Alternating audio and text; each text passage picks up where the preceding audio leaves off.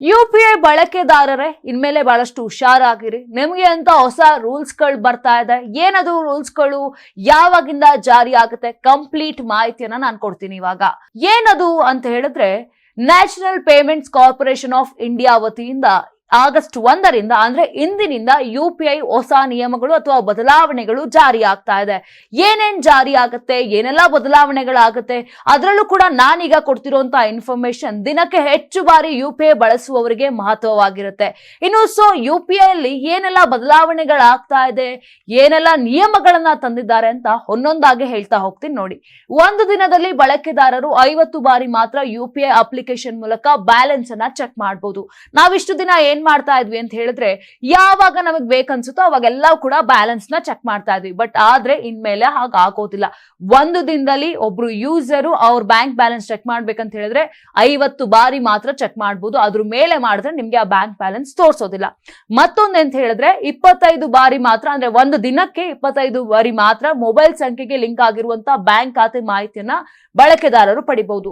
ನಮ್ದೇನೇ ಒಂದು transaction history ಆಗಿರ್ಬೋದು, ಮತ್ತೊಂದು ಮಾಹಿತಿಗಳಾಗಿರ್ಬೋದು, ಇನ್ನೆಲ್ಲವನ್ನು ಕೂಡ ನಮ್ಗೆ ಬೇಕಾದಾಗ ತೆಗಿತಾ ಇದ್ವಿ. ಲಿಮಿಟ್ ಇರ್ಲಿಲ್ಲ, ಲಿಮಿಟ್ಲೆಸ್ ಆಗಿತ್ತು. ಬಟ್ ಆದ್ರೆ ಇನ್ಮೇಲೆ ದಿನಕ್ಕೆ 25 ಬಾರಿ ಮಾತ್ರ ನಿಮ್ಮ ಮೊಬೈಲ್ ಸಂಖ್ಯೆಗೆ ಲಿಂಕ್ ಆಗಿರುವಂತ ಬ್ಯಾಂಕ್ ಖಾತೆ ಮಾಹಿತಿಯನ್ನ ಪಡ್ಕೊಳ್ಬಹುದು. ಇದಷ್ಟೇ ಅಲ್ಲ, EMI ಆಗಿರ್ಬೋದು, OTT ಆಗಿರ್ಬೋದು, ಅಂದ್ರೆ ನೆಟ್ಫ್ಲಿಕ್ಸ್, ಸ್ಪಾಟಿಫೈ, ಮ್ಯೂಚುವಲ್ ಫಂಡ್ಸ್, ಈ ರೀತಿಯಾಗೆಲ್ಲ ಏನು ಪೇಮೆಂಟ್ ಗಳಿತ್ತು ಇದೆಲ್ಲವನ್ನು ಕೂಡ ಈಗ ಆಟೋ ಮೋಡ್ ನಲ್ಲಿ ಇಡಲಾಗುತ್ತೆ. ಅಂತ ಅಂದ್ರೆ ಆ ಅವಧಿ ಮುಗಿದ ಮೇಲೆ ಖಾತೆಯಿಂದ ತಾನಾಗಿ ಹಣ ಪಾವತಿ ಆಗುತ್ತೆ. ಆಟೋ ಪೇ ಅಂತ ನಾವೇನು ಹೇಳ್ತಾ ಇದ್ವಿ. ಸೊ ಅವಾಗ ಒಂದು ನೋಟಿಫಿಕೇಶನ್ ಬರ್ತಾ ಇತ್ತು. ಬಟ್ ಇವಾಗ ಏನಾಗುತ್ತೆ ಅಂತ ಹೇಳಿದ್ರೆ, ಇದೆಲ್ಲವೂ ಕೂಡ EMI ಆಗಿರ್ಬೋದು, ಮ್ಯೂಚುವಲ್ ಫಂಡ್ಸ್ ಆಗಿರ್ಬೋದು, ಮತ್ತೆ ಯಾವ್ದೋ OTT ಗಳಿಗೆಲ್ಲ ನೀವೇನು ಸಬ್ಸ್ಕ್ರಿಪ್ಷನ್ ತಗೊಂಡಿರ್ತೀರಾ ಅದೆಲ್ಲವೂ ಕೂಡ ಆಟೋ ಮೂಡ್ ನಲ್ಲಿ ಇರುತ್ತೆ. ಸೊ ಏನಾದ್ರೂ ನೀವು ಆ ಅವಧಿ ಮುಗಿದ್ರು ಕಟ್ಟಿಲ್ಲ ಅಂತ ಹೇಳಿದ್ರೆ ಆಟೋಮೆಟಿಕ್ ಆಗಿ ನಿಮ್ಮ ಅಕೌಂಟ್ ಇಂದ ಹಣ ಪಾವತಿ ಆಗತ್ತೆ. ಸೊ ಇದು ಯಾವ ಟೈಮಲ್ಲಿ ಆಗುತ್ತೆ ಅಂತ ಹೇಳಿದ್ರೆ, ಬೆಳಗ್ಗೆ 10 ಗಂಟೆ ಒಳಗಡೆ, ಇಲ್ಲಾಂದ್ರೆ ಮಧ್ಯಾಹ್ನ 1 ಗಂಟೆಯಿಂದ 5 ಗಂಟೆ ಒಳಗೆ, ಅಥವಾ ರಾತ್ರಿ 9:30 ಆದ್ಮೇಲೆ. ಸೊ ಈ ರೀತಿಯಾಗಿ ಈ ಒಂದು ಟೈಮಿಂಗ್ಸ್ ನಲ್ಲಿ ಆ ಪಾವತಿ ಆಗುತ್ತೆ, ಅಂದ್ರೆ ಆಟೋ ಪೇ ಆಗುತ್ತೆ. ಇನ್ನೇನಾದ್ರೂ ಕೂಡ ಹಣ ಪಾವತಿಸುವಾಗ ವಹಿವಾಟು ಏನಾದ್ರೂ ಬಾಕಿ ಆದ್ರೆ ಅಥವಾ ಪೆಂಡಿಂಗ್ ಅಂತ ನಾವೇನು ಬರುತ್ತೆ, ಆ ಒಂದು ಸಮಯದಲ್ಲಿ ಬಳಕೆದಾರರು ಅದನ್ನ 3 ಬಾರಿ ಮಾತ್ರ ಪರಿಶೀಲನೆ ಮಾಡಬಹುದು. ನಾವೇನ್ ಮಾಡ್ತಾ ಇದ್ವಿ ಅಂದ್ರೆ, ಪೆಂಡಿಂಗ್ ಬರ್ತಿದಂಗೆನೆ ನೋಡ್ತಾ ಇದ್ವಿ ಎಷ್ಟು ಬೇಕಾದ್ರೂ ಅದಾಯ್ತಾ ಇಲ್ವಾ ಅಂತ. ಬಟ್ ಆದ್ರೆ ಅದು ಹಂಗ ಆಗೋದಿಲ್ಲ. ಏನಾದ್ರೂ ಅದು ಬಾಕಿ ಆದ್ರೆ ಏನು ಯೂಸರ್ಸ್ ಇರ್ತಾರೆ ಅವರು 3 ಬಾರಿ ಮಾತ್ರ ಪರಿಶೀಲನೆ ಮಾಡಬಹುದು. ಮತ್ತೆ ಇನ್ನೊಂದು ಅಂತ ಹೇಳಿದ್ರೆ, ನೀವೇನಾದ್ರೂ ಒಂದ್ ಕಡೆ ಪ್ರತಿ ವಹಿವಾಟಿನ ನಡುವೆ ಕಡ್ಡಾಯವಾಗಿ 90 ಸೆಕೆಂಡ್ ಅಂತರ ಇರಬೇಕು. ನೀವು ಯಾವಾಗಾದ್ರೂ ಒಬ್ರಿಗೆ ಪೇ ಮಾಡಿದ ತಕ್ಷಣ ಸೆಕೆಂಡ್ ಅಲ್ಲೇ ನಾವು ಪೇ ಮಾಡ್ತಾ ಇದ್ವಿ, ಇಲ್ಲೊಬ್ರಿಗೆ ಪೇ ಮಾಡೋದು ಹಂಗ್ ಮಾಡ್ತಾ ಇದ್ವಿ. ಬಟ್ ಆದ್ರೆ ಇನ್ಮೇಲೆ ಹಂಗ್ ಮಾಡೋ ಹಾಗಿಲ್ಲ. 90 ಸೆಕೆಂಡ್ ಅಂತರ ಇರ್ಲೇಬೇಕು, ಇಲ್ಲಾಂದ್ರೆ ಅದು ಪೇಮೆಂಟ್ ಆಗೋದಿಲ್ಲ. ಸೊ ಇದೇ ರೀತಿಯಾಗಿ ರೂಲ್ಸ್ ಅನ್ನ ತಗೊಬಂದಿದ್ದಾರೆ. ಮತ್ತೆ ಇನ್ನೊಂದ್ ಏನಾಗುತ್ತೆ ಅಂತ ಹೇಳಿದ್ರೆ, ಈ ಬಳಕೆದಾರರು ಏನಿರ್ತಾರೆ ಪ್ರತಿ ಬಾರಿ UPI ಮೂಲಕ ಹಣವನ್ನ ಕಳಿಸಿದಾಗ ವಹಿವಾಟು ನಡೆಸುವಂತ, ಅಂದ್ರೆ ಫಸ್ಟ್ ಯಾರು ಹಣವನ್ನ ಸ್ವೀಕಾರ ಮಾಡಿರ್ತಾರೆ ಅವರ ನೋಂದಾಯಿತ ಹೆಸರು ಏನಿರುತ್ತೆ ಅದನ್ನ ನೋಡಲು ಕೂಡ ಈಗ ಸಾಧ್ಯವಾಗುತ್ತೆ. ಮುಂಚೆ ಏನಾಗ್ತಿತ್ತು ಅಂದ್ರೆ UPI ID ಮಾತ್ರ ನಾವು ನೋಡ್ತಾ ಇದ್ವಿ. ಆ ಒಂದು ಪೂರ್ತಿ ನೇಮ್ ಆಗ್ಲಿ ಮತ್ತೊಂದಾಗ್ಲಿ ನಮ್ಗೆ ಸರಿಯಾಗಿ ಗೊತ್ತಾಗ್ತಿರ್ಲಿಲ್ಲ. ಬಟ್ ಇವಾಗ ಏನಾಗುತ್ತೆ ಅಂದ್ರೆ, ನೀವು ಯಾರು ಕಳಿಸ್ತೀರಾ ಆ ಹಣನ ಯಾರು ಫಸ್ಟ್ ಸ್ವೀಕಾರ ಮಾಡ್ತಾರೆ ಅವರ ಹೆಸರನ್ನ ಕೂಡ ನೋಡ್ಬೋದು.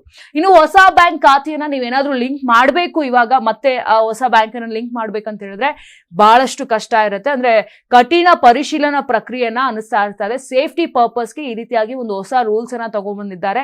ಬಹಳಷ್ಟು ನೀವು ಒಂದು ಆಪ್ಷನ್ಸ್ ಎಲ್ಲ ನೋಡಿ, ಆ ಅಪ್ಲಿಕೇಶನ್ಸ್ ಗಳೆಲ್ಲ ನೋಡಕ್ ಕೂಡ ಅದನ್ನೆಲ್ಲ ವೆರಿಫೈ ಆದ್ಮೇಲೆ ನಿಮ್ಮ ಹೊಸ ಬ್ಯಾಂಕ್ ಅಕೌಂಟ್ ನಿಮ್ಮ ಅಕೌಂಟ್ಗೆ ಲಿಂಕ್ ಆಗುವಂಥದ್ದು.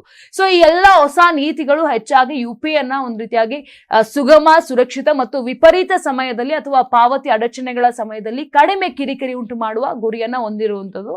ಸೊ ಯಾವುದು ತೊಂದರೆ ಆಗ್ಬಾರ್ದು, ಸರ್ವರ್ ಬಿಸಿ ಬರುವಂಥದ್ದು ಅಥವಾ ಸರಿಯಾಗಿ ಪೇಮೆಂಟ್ ಆಗದೆ ಇರುವಂಥದ್ದು, ಮತ್ತು ಸೇಫ್ಟಿ ಪರ್ಪಸ್ ಆಗಿ ಇರಬೇಕು ಅನ್ನೋ ಒಂದು ಕಾರಣಕ್ಕೆ ಈ ರೀತಿಯಾಗಿ ಎಲ್ಲ ಹೊಸ ನಿಯಮಗಳು ಅಥವಾ ಬದಲಾವಣೆಗಳನ್ನ ತಗೊಬಂದಿರುವಂಥದ್ದು. ಸೊ ಇನ್ಮೇಲೆ ಏನಾದ್ರೂ ನೀವು UPI ಯೂಸ್ ಮಾಡಕ್ಕಿಂತ ಮುಂಚೆ ಈ ಇನ್ಫಾರ್ಮೇಶನ್ ತಿಳ್ಕೊಂಡು ಯೂಸ್ ಮಾಡಿದ್ರೆ ಬಹಳಷ್ಟು ಒಳ್ಳೇದು.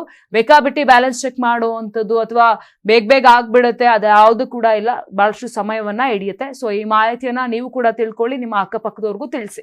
ನಮ್ಮ ಕರ್ನಾಟಕ ರಾಜ್ಯದಲ್ಲಿ ಕಳೆದ ವರ್ಷದ ನೀಟ್ ಮತ್ತು IIT JEE ಪರೀಕ್ಷೆಯಲ್ಲಿ ಸಾವಿರಾರು ಉಚಿತ ಮೆಡಿಕಲ್ ಹಾಗೂ IIT ಸೀಟ್ಗಳನ್ನು ನೀಡಿರುವ ನಮ್ಮ ಹೆಮ್ಮೆಯ ಎಕ್ಸೆಲ್ ಅಕಾಡೆಮಿಕ್ಸ್ ವಿದ್ಯಾಸಂಸ್ಥೆಯಾಗಿದೆ. 1 ವರ್ಷದ ಲಾಂಗ್ ಟರ್ಮ್ ನೀಟ್, CET ಮತ್ತು IIT JEE ದಾಖಲಾತಿ ಪ್ರಾರಂಭವಾಗಿದೆ. ಮೆಡಿಕಲ್ ಅಂದರೆ ಎಕ್ಸೆಲ್, ಎಕ್ಸೆಲ್ ಅಂದ್ರೆ ಮೆಡಿಕಲ್.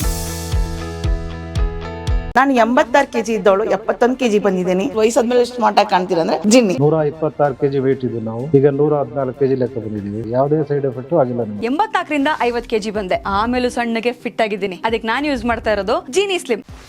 84ರಿಂದ 50 kg ಬಂದೆ, ಆಮೇಲೂ ಸಣ್ಣಗೆ ಫಿಟ್ ಆಗಿದ್ದೀನಿ. ಅದಕ್ಕೆ ನಾನು ಯೂಸ್ ಮಾಡ್ತಾ ಇರೋದು ಜೀನಿ ಸ್ಲಿಮ್. ಸಣ್ಣ ಆಗಕ್ಕೆ ಜೀನಿ ಸ್ಲಿಮ್ ಯೂಸ್ ಮಾಡದೆ ಹೆಲ್ದಿನೂ ಅದೇ. ನೀವು ಸಣ್ಣ ಆಗ್ಬೇಕಾ, ಹೆಲ್ದಿ ಆಗ್ಬೇಕಾ? ಹಾಗಿದ್ರೆ ಜೀನಿ ಸ್ಲಿಮ್ ಯೂಸ್ ಮಾಡಿ. ಹೇ, ಸಣ್ಣ ಆಗೋದಕ್ಕೆ ಯಾವುದೋ ಪ್ರಾಡಕ್ಟ್ ಹೇಳ್ತಾ ಇದ್ದಾಳೆ, ಏನಾದರೂ ಸೈಡ್ ಎಫೆಕ್ಟ್ಸ್ ಇದೆ ಅಂತ ಯೋಚನೆ ಮಾಡ್ತಾ ಇದ್ದೀರಾ? ಖಂಡಿತ ಇಲ್ಲ, ಯಾಕಂದ್ರೆ ಇದು ಕೆಮಿಕಲ್ ಫ್ರೀ. ಸಣ್ಣ ಆಗಬೇಕು ಅಂದರೆ ಜೀನಿ ಸ್ಲಿಮ್ ಯೂಸ್ ಮಾಡಿ. ಹೆಚ್ಚಿನ ಮಾಹಿತಿಗೆ ಕೆಳಗೆ ಡಿಸ್ಪ್ಲೇ ಆಗ್ತಿರೋ ನಂಬರ್ಗೆ ಕಾಲ್ ಮಾಡಿ.